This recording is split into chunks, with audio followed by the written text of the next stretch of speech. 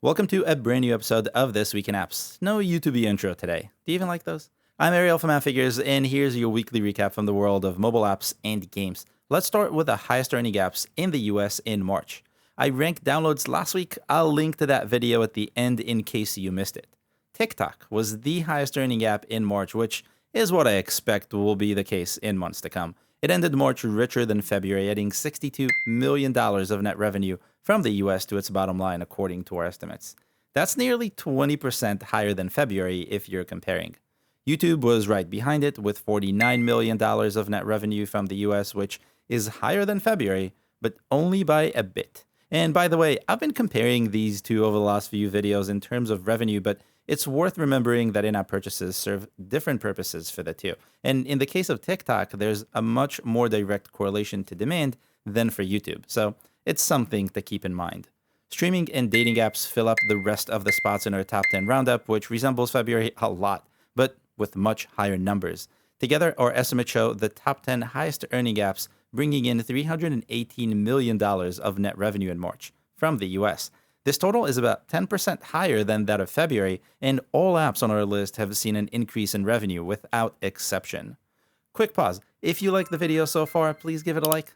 Thanks. Moving on. Remember how game revenue was surprisingly low in February? I crunched the numbers and ranked the highest earning games in the US to see if February was a trend or a fluke. Leading the pack is Roblox, which has been in the lead for quite some time now. It ended March with $76 million of net revenue from the App Store and Google Play in the US, according to our estimates. Behind it is Candy Crush, which our estimates put at $59 million of net revenue in the US. Although Candy Crush ended February in the same spot, this total is significantly higher, and by significantly, I mean $11 million higher. And it's not just Candy Crush that saw big gains in March. All other games on the list saw increases in the millions in March. All except for Genshin Impact, which didn't make this list at all.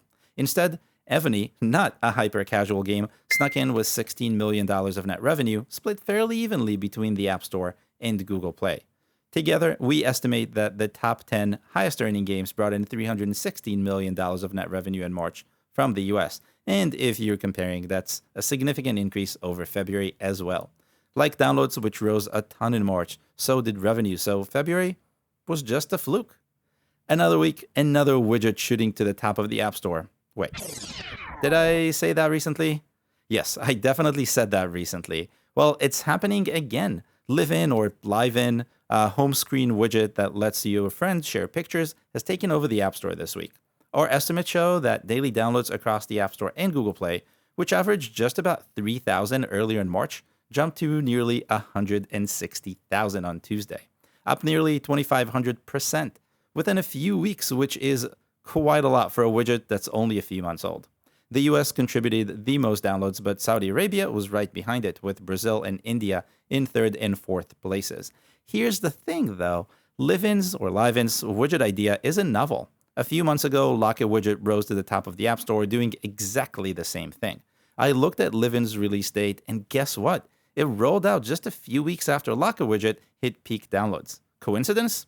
I think not. Inspiration? That's more like it. Since taking off in early January, Lock It Widget was downloaded more than 11 million times from the App Store, according to our intelligence. And that's after it lost its top spot. Live-In's rise is a reminder you don't have to be original, you don't have to be the first to an idea to be successful. It doesn't mean that Live-In will be successful, but for now, the opportunity is obviously there. And by the way, if you're curious where I get all these numbers from, check the link in the description below. Moving on. After lots of talk and preparation, CNN finally launched a paid streaming tier to its mobile apps this month.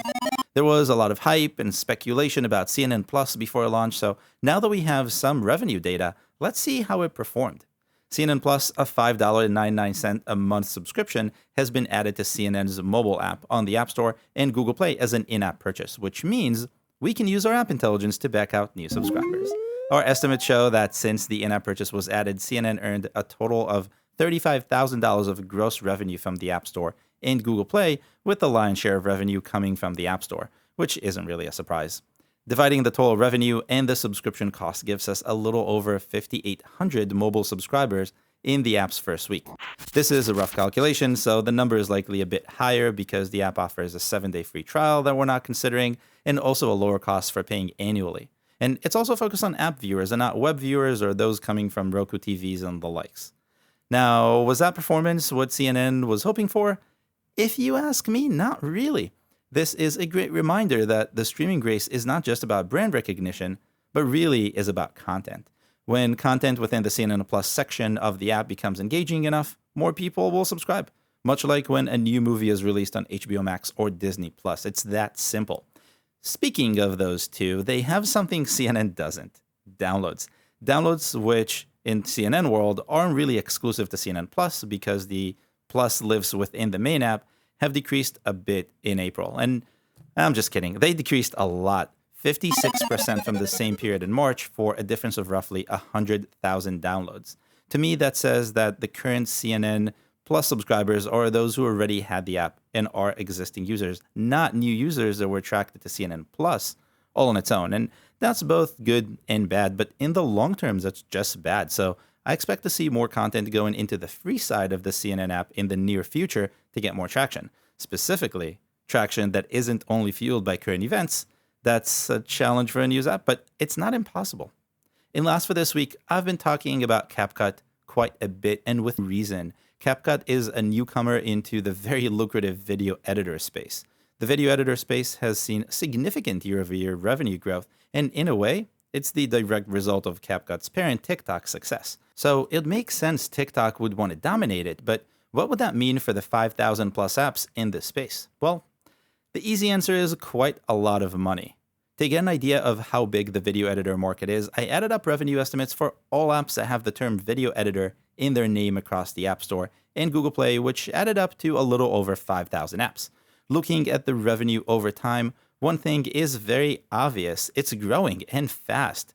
Gross revenue, which our estimate put at around $430 million in 2020, grew by more than 30% to $563 million in 2021. For even more context, monthly revenue in January of 2020 was $29 million, and in December of 2021, it was twice as much, $58 million according to our estimates.